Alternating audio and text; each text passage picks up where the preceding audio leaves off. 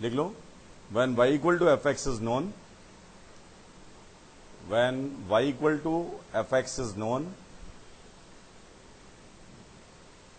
how we deal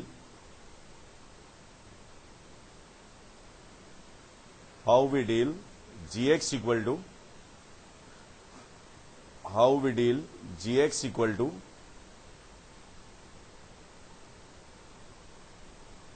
f bracket x,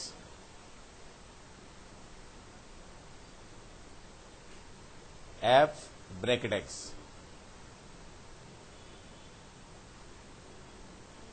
तो concentrate करिए कि एफ ऑफ ब्रैकेट एक्स, इससे रिलेटेड जो इंपॉर्टेंट बात हो सकती है वो क्या है। एक्स कुछ भी हो, अगर हम जीएक्स को अंडरस्टैंड करना चाह रहे हैं या जीएस को ढंग से अंडरस्टैंड करना चाहते हैं, तो हमारे लिए इंपॉर्टेंट क्या है, the nature of F X for integers. मतलब एक्स कुछ भी हो, यहां से जो वेरिएबल है जिसका हम एफ ले रहे हैं, मतलब वो एक्स का तो नहीं ले रहे, वो किसका ले रहे हैं, वो किसका ले रहे हैं, इंटीजर का। बात समझ में आ रही है कि नहीं। तो एफ का नेचर हमें किसका मालूम होना चाहिए, किस पे मालूम होना चाहिए, फॉर इंटीजर्स। ठीक है ना। मतलब अगर हमें इसको ढंग से डील करना है तो हमारे लिए इंपॉर्टेंट क्या है, the nature of F X for integers. लिख लो, एक स्टेटमेंट लिखो, to deal gx equal to f of bracket x, to deal gx equal to f of bracket x,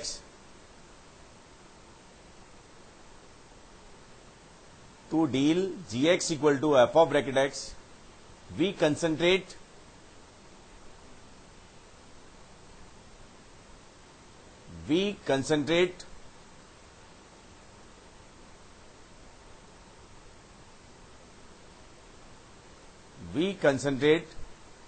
at the nature of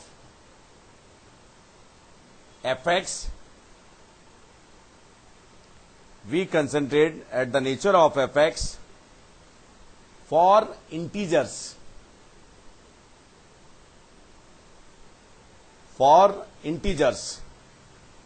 बात समझ में आ गई ना। क्योंकि अल्टीमेटली अगर मैं जीएक्स को डिफाइन करना चाहूं तो डिपेंडिंग ऑन डोमेन कंसंट्रेट करना, हमें एफ का नेचर इंटीजर्स के ही मालूम होना चाहिए। मान लो डोमेन में है कुछ पॉइंट 0 से लेके आगे तक, तो X greater than equal to 0 less than 1 के लिए जीएक्स किसके इक्वल होगा, एफ ऑफ 0। बात समझ में आ गई कि नहीं है। एंड एक्स अगर ग्रेटर देन इक्वल टू 1 है और लेस देन 2 है तो किसके इक्वल होगा जीएक्स, एफ ऑफ 1। तो ये सब पैरेलल लाइन्स हैं, पैरेलल टू एक्स एक्सिस।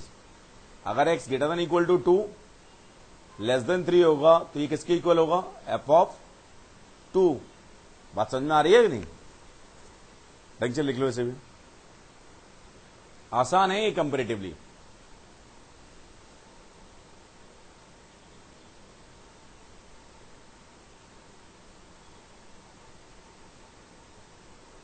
समझ गए, कोई डाउट इसमें है। अब ध्यान से देखना है, इसका मतलब एक स्टेटमेंट ये भी आपको लिखना चाहिए कि जो जीएक्स की रेंज होगी वो क्या होगी, subset of F of N, मतलब वेयर एन इज इंटीजर। इसकी रेंज में क्या एलिमेंट आ सकते हैं, एफ ऑफ एन से जो हमारे पास सेट ऑब्टेंड होगा वेयर एन इज इंटीजर,